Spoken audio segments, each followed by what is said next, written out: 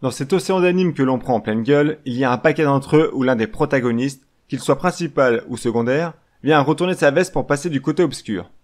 Je vous propose d'en découvrir 10 d'entre eux, histoire de se rappeler que ces personnages nous ont vraiment marqués lors de leur trahison.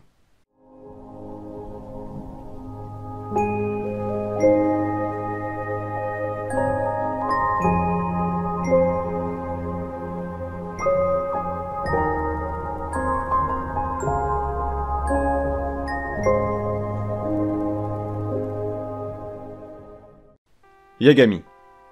Light Yagami est le personnage principal du manga culte Death Note. C'est un lycéen comme tous les autres, hormis qu'il est doté d'une intelligence supérieure à la moyenne. Il est capable de s'adapter à n'importe quelle situation, peu importe les circonstances. Un jour, au sein de son école, il va ramasser un cahier noir où il est écrit sur la couverture Death Note. La vie de cet élève modèle, admiré de ses camarades, des membres de sa famille, est sur le point d'être complètement chamboulée.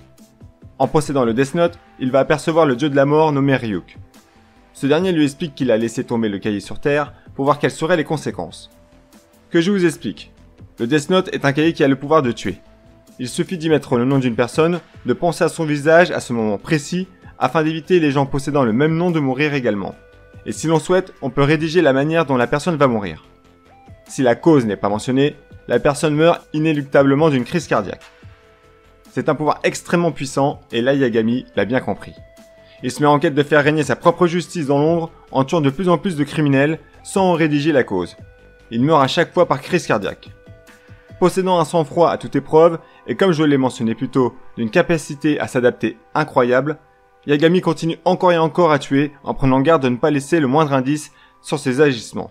D'autant plus que son père n'est autre que le directeur des forces de police.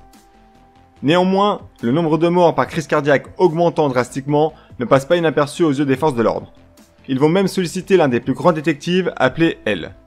Lui aussi possède un raisonnement tout aussi impressionnant que Yagami, et la chasse aux criminels pourrait bien se terminer plus tôt que prévu pour Yagami, qui a vu son ambition le dévorer de l'intérieur.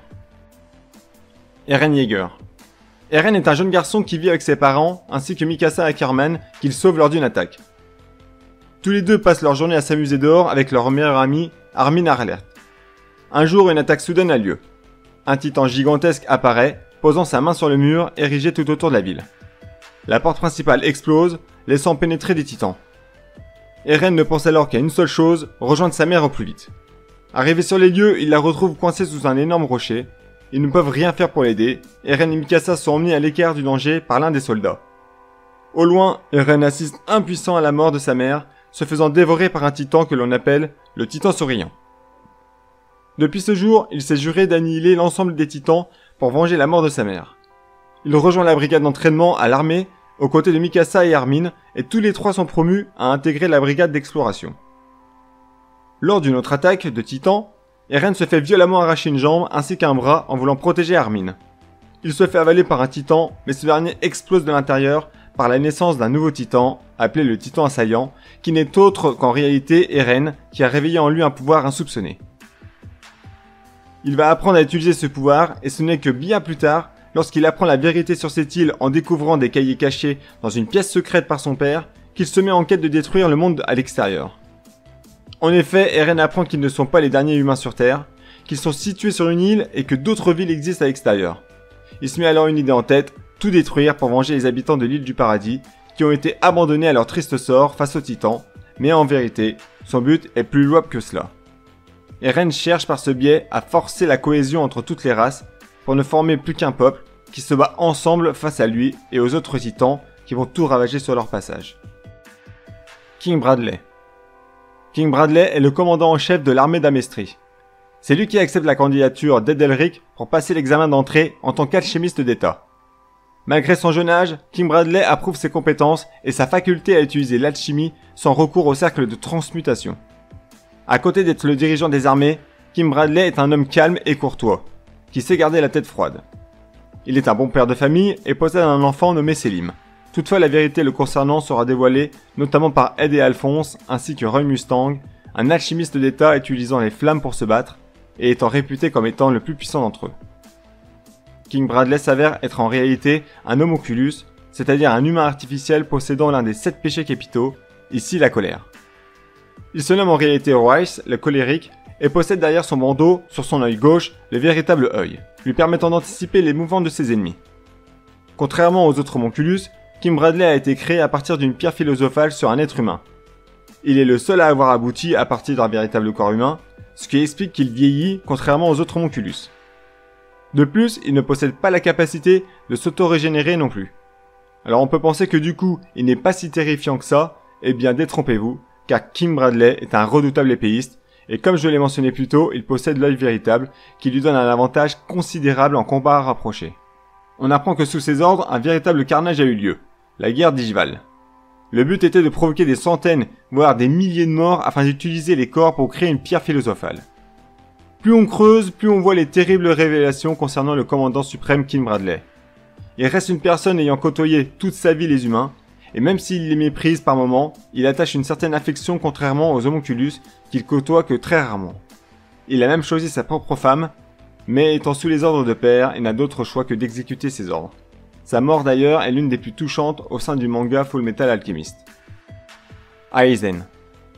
Sosuke Aizen est un personnage important au sein du manga Bleach. Que je vous explique. À l'apparition de ce personnage, nous découvrons la Soul Society, signifiant littéralement la société des âmes. Autrement dit, c'est l'endroit où se rendent les gens après leur mort. Au sein de cette Soul Society résident des Shinigami dont la principale tâche est de veiller au bon équilibre de ces âmes, car des êtres peuvent également naître au sein de la Soul Society. Elle est dirigée par le roi spirituel qui vit dans le paradis, mais ce n'est pas ce qui nous intéresse ici. En bas se trouve le Gotei 13. Il s'agit de 13 divisions d'armées de Shinigami, dont chacune est dirigée par un capitaine ainsi qu'un vice-capitaine. Sosuke Aizen se trouve être le capitaine de la 5e division. C'est un capitaine assez discret qui s'adresse toujours d'un ton calme et courtois. Il est très respecté au sein de la Soul Society et encore plus de son vice-capitaine Momo Inamori. Sauf qu'un jour, Aizen va montrer un tout autre visage. Celui qui était aimé et admiré par la plupart des Shinigami va retourner sa veste à la Soul Society. Il provoque sa propre mort, poignardé contre un mur avec son propre Zanpakuto, le nom donné aux armes des Shinigami. Une fois l'alerte lancée, Aizen se retire et poignarde même son vice-capitaine Inamori, qui n'avait qu'un profond respect pour lui. Il récupère le Hogyoku, logé dans la poitrine de Rukia, afin de le fusionner avec le sien pour détenir un Hogyoku parfait. Cela lui permet d'exploser ses capacités et sa puissance en retirant les barrières existantes entre l'humain et le holo. Après ça, Aizen se retire de la Soul Society en compagnie de deux autres traîtres, Jin Ichimaru, capitaine de la 3e division, et Touzen, capitaine de la 9e division. Ils se rendent à Uekomundo afin de prendre le contrôle de l'armée des Arrancar. À ce moment-là de l'histoire de Bleach, Aizen est incontestablement l'homme le plus puissant du manga. Son Zanpakuto a le pouvoir de l'hypnose, ce qui lui donne déjà un avantage considérable sur ses opposants, et en plus il possède le Hogyoku, le rendant bien plus puissant que n'importe quel capitaine de la Soul Society. Encore aujourd'hui, le personnage de Sosuke Aizen est perçu par les fans de manga comme l'une des pires trahisons et surtout comme l'un des antagonistes les plus puissants du manga. Ken Kaneki. Ken Kaneki, le protagoniste principal du manga Tokyo Ghoul et Tokyo Ghoul-Re. Au départ, c'est un étudiant en première année de littérature japonaise, mais très vite, sa vie va basculer. Il se trouve dans un café nommé l'Antique, où il passe régulièrement avec son meilleur pote Ide. Il s'y rend pour y voir une nana fort mignonne et qui, en plus, aime la littérature, de quoi combler notre cher Kaneki. Il n'ose pas l'aborder en raison de sa timidité maladive, mais Ide, son ami de toujours, doit le quitter, et il part travailler. Voilà Kaneki désormais seul face à son destin, la jeune femme fait somme de tomber en face de lui pour entamer la conversation. Elle se nomme Lise Kamishiro et Kaneki a dégoté un rendez-vous avec elle. Ils se revoient, passent du bon temps mais la nuit tombe, les rues ne sont pas sereines car des ghouls ont été aperçus dans le coin, tuant, dévorant les êtres humains. Lise n'est pas rassurée alors Kaneki décide de la raccompagner chez elle. Sur le chemin, dans une rue déserte, Lise se colle contre la poitrine de Kaneki pour lui dévorer la zone située entre le cou et le haut de l'épaule gauche. Elle dévoile son véritable visage, il s'agit d'une goule. Kaneki se fait écraser l'abdomen avant de perdre connaissance. Lise se fait écraser par des structures métalliques qui lui tombent dessus. À son réveil, Kaneki découvre que plusieurs de ses organes ont été remplacés par ceux de la goule Lise Kamishiro.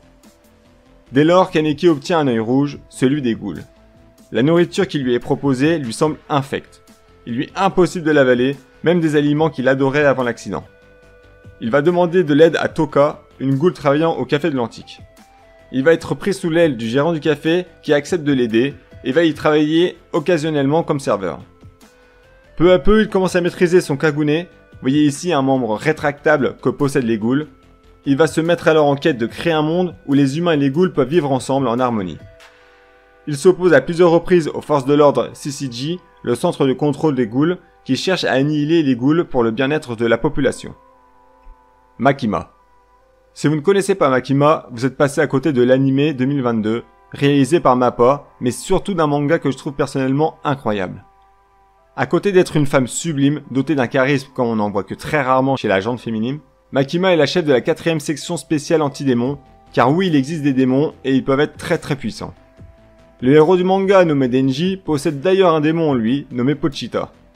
Il a fusionné avec Denji pour lui éviter la mort, mais surtout pour le voir réaliser son plus grand rêve, toucher les seins d'une fille, et pourquoi pas, coucher avec une fille. Makima trouve Denji à bout de force, épuisé d'avoir combattu les démons des zombies. Dès lors, elle l'intègre à son équipe et le lance sur des missions en compagnie d'autres Devil Hunters.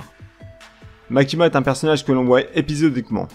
Son principal but est de mettre la main sur le démon des armes, mais au fur et à mesure de l'intrigue, on s'aperçoit que Makima est une personne entourée de mystères.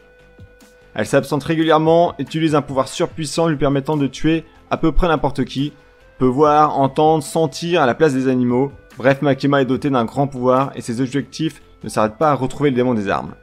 Elle n'hésite pas à utiliser ses propres hommes pour atteindre ses fins. Elle transforme l'un des meilleurs amis de Denji en démon des armes pour que ce dernier la batte de ses mains afin de l'affecter mentalement et le rendre plus faible. Pour couronner le tout, elle tuera Power, la seule nana avec qui Denji aimait traîner, et sous ses yeux qui plus est. Là aussi dans l'unique but de plonger Denji plus bas que terre, dans les abysses de la solitude, de la déprime. Pourquoi me diriez-vous? Pour s'accaparer de son démon Pochita, qui s'avère être un démon surpuissant, le démon tronçonneuse. Tout au long de l'histoire, Makima apparaît comme un personnage énigmatique dont on cherche à comprendre les réelles motivations et intentions. Il faut attendre une bonne avancée du manga pour les comprendre et voir apparaître son véritable visage. Tetsuo Shima. Akira est l'un des films d'animation les plus emblématiques au monde. On y fait la rencontre de Kaneda Shotaro, le chef d'un gang de motards appelé les Capsules, qui sème la pagaille au sein de Tokyo. Tetsuo, l'un de ses amis d'enfance, en fait partie et est considéré comme le moins débrouillard. Il voue d'ailleurs une jalousie envers Kaneda, qui n'est même pas voilé tant que ça se ressent par l'expression de son visage dès qu'il le voit. Il souhaite par-dessus tout posséder un jour sa moto, qui est bien plus performante que la sienne. Un soir, lors d'une sortie, Tetsuo a un accident. Il heurte violemment un enfant au milieu de la route qui se nomme Takashi. Cet enfant fait partie des Espers, regroupant deux autres enfants dotés de capacités psychiques exceptionnelles. Ils sont utilisés par le gouvernement comme cobayes afin d'en apprendre davantage sur l'étendue de leur pouvoir, pour les utiliser à des fins militaires en cas de guerre. Lors de sa collision avec Takashi, Tetsuo va subitement développer des pouvoirs psychiques à son tour. Il est emmené dans un laboratoire top secret du gouvernement qui réalise des tests sur lui. Tetsuo parvient à s'enfuir du laboratoire en emmenant avec lui Akira, l'origine de la destruction de Tokyo il y a 40 ans. Possédant dorénavant Akira, Tetsuo s'autoproclame empereur de ce Néo-Tokyo. Le développement de ses pouvoirs lui ont fait perdre la tête et l'occasion de montrer au monde entier qui il est, de prouver qu'il n'est pas un faible, comme aimait se moquer ses compagnons motards, est beaucoup trop belle pour lui. Lors de sa confrontation finale face à Kaneda, il ne parvient plus à contrôler ses pouvoirs. Il est stoppé par Akira lui-même qui l'absorbe, empêchant ainsi un nouveau cataclysme de se produire à Tokyo, mais également mettant fin au pouvoir que possèdent les Espers, les trois enfants enfermés dans le laboratoire top secret. Sasuke Uchiha. J'ai hésité entre traiter le personnage de Sasuke ou celui de Kabuto pour changer. Mais au final je me suis rabattu sur le plus marquant. Sasuke Uchiha est un ninja du clan Uchiha, connu pour détenir un puissant pouvoir à l'intérieur de leurs yeux, appelé Sharingan. C'est un dojutsu héréditaire qui permet aux détenteurs de copier n'importe quelle technique utilisée face à lui. Le Sharingan enregistre les mouvements, affûte l'acuité visuelle, ou encore peut être utilisé à des fins d'hypnose. Sasuke est donc un ninja fort à en devenir, il intègre l'équipe 7 de Konoha en compagnie de Sakura et Naruto, le tout dirigé par Kakashi Hatake. Sasuke ne peut pas blairer Naruto en raison de son côté exubérant et grande gueule, mais au fur et à mesure de l'aventure, il va nouer une certaine affection à son égard, au point de le sauver à plusieurs reprises. Tous les deux vont être en perpétuelle opposition, en compétition. Ils vont se tirer vers le haut, progresser afin de devenir plus puissants que l'autre. Hélas, l'histoire de Sasuke cache une partie beaucoup plus sombre. L'ensemble de son clan Uchiha a été littéralement décimé par un seul homme, son grand frère Uchiha Itachi. Dès lors, il s'est juré de venger son clan en le tuant de ses propres mains, mais la route pour le mener à affronter Itachi est longue, car il possède une puissance monstrueuse et surtout il a développé son Sharingan beaucoup plus loin que Sasuke, et il le sait très bien. C'est pourquoi Sasuke Uchiha décide de couper les ponts avec le village de Konoha et de rejoindre le principal antagoniste à ce moment-là du manga, Orochimaru. Orochimaru est l'un des 3 Saiyajin légendaires. Il recherche par tous les moyens à s'approprier de toutes les techniques possibles et surtout de l'immortalité. Sasuke est persuadé de pouvoir apprendre à maîtriser davantage ses capacités à ses côtés, et pour atteindre son objectif de tuer Itachi Uchiha, il est prêt à tout abandonner s'il le faut. Il tue par la suite Orochimaru et quitte son repère en formant une nouvelle équipe avec 3 autres membres, Suigetsu, Karin et Jugo, pour partir à la recherche d'Itachi. Il réussit à le retrouver et à le tuer. À son réveil, il trouve à ses côtés un certain Tobi qui lui révèle la vérité concernant son grand frère Itachi. Dans le passé, il a reçu pour ordre de détruire le clan Uchiha sous ordre de Konoha. Sasuke se met alors en quête de détruire les villages de Konoha, passant de membre à ennemi numéro 1. Reiner Braun. Reiner Braun est un membre du bataillon d'exploration, tout comme Eren Yeager. C'est un soldat doté d'un sérieux implacable. Il a par ailleurs terminé 2e à l'examen d'entrée. Il participe à la majorité des grandes explorations visant à tuer les titans qui traînent autour de la ville et sauve même Armin d'une mort certaine, mais la face cachée de Reiner est sur le point d'être dévoilée. Il confie à Eren qu'il est le titan cuirassé, responsable de la destruction de la porte principale, ayant fait entrer les titans à l'époque à l'intérieur du mur Maria. Parmi eux se trouve le titan souriant qui tuera la mère d'Eren. En écoutant ces paroles, Mikasa s'empresse de lui couper le bras, ainsi qu'à trancher la gorge de Bertolt, un allié de Reiner possédant le titan colossal. Tous deux se transforment alors en titans, laissant éclater la vérité au grand jour, qu'ils possèdent bien des titans et qui sont là pour emmener Eren avec eux. Reiner a la confirmation qu'il possède le titan originel, sa mission est maintenant de se replier avec lui. En réalité, Reiner Braun est un soldat né sur Mars, à l'extérieur de l'île Paradis. On lui a confié le titan cuirassé pour qu'il s'infiltre sur l'île du Paradis afin de trouver le titan originel. Il s'est infiltré en compagnie de Bertolt, Annie et Marcel, d'autres alliés de Mars possédant également un titan. Reiner est un homme possédant de grandes qualités de soldat, mais être resté 3 ans à côtoyer ses compagnons d'armes, à se battre avec eux, a grandement perturbé son jugement, son principal objectif, qui est de récupérer le titan originel. C'est pour ça qu'il avoue en face d'Eren qu'il possède le titan cuirassé à ce moment-là. Il s'adresse à lui comme un pote, un camarade pensant qu'il va l'écouter et le suivre bien gentiment. Mais c'est seulement le début d'un long combat entre les membres de la brigade d'exploration et les titans que sonne la vérité de l'identité de Reiner. Kurozumi Kenjuro. Kenjuro est un samouraï provenant de l'île de Wano. Il fait partie des 9 fourreaux rouges et est un serviteur de la famille Kozuki. En tant que samouraï, il possède un katana possédant au bout un pinceau lui permettant de dessiner ce qu'il souhaite et lui prendre forme, grâce à un fruit du démon qu'il a mangé appelé le Fudefude Numi. Un pouvoir redoutable quand on y pense et qui permet d'aider nos amis au cours de leurs aventures. Dans le passé, Kenjuro a vu ses parents mourir en raison de leur appartenance au clan Kurozumi. Il est parvenu à fuir et à gagner sa vie en créant des pinceaux à partir de cheveux de cadavres. Mais un jour, une rencontre inattendue va changer sa vie, celle d'Oden Kozuki. Il le trouve inerte mourant de faim. De plus en plus de membres vont venir rejoindre le groupe d'Oden jusqu'à former les 9 fourreaux rouges que l'on connaît, de formidables combattants au katana. Grâce notamment à Yasui, Kenjuro a pu devenir quelqu'un de meilleur auprès de ses compagnons d'armes. Un terrible drame va subitement se produire. Oden est exécuté par Orochi. De plus, le château Kozuki est en flammes à cause de Kaido, obligeant à Toki, la femme d'Oden, de prendre une décision rapide pour protéger son enfant, Momonosuke, l'héritier de la famille Kozuki. Elle utilise son fruit du démon pour le téléporter 20 ans dans le futur, en compagnie de Kinemon, Kenjuro et Raizo.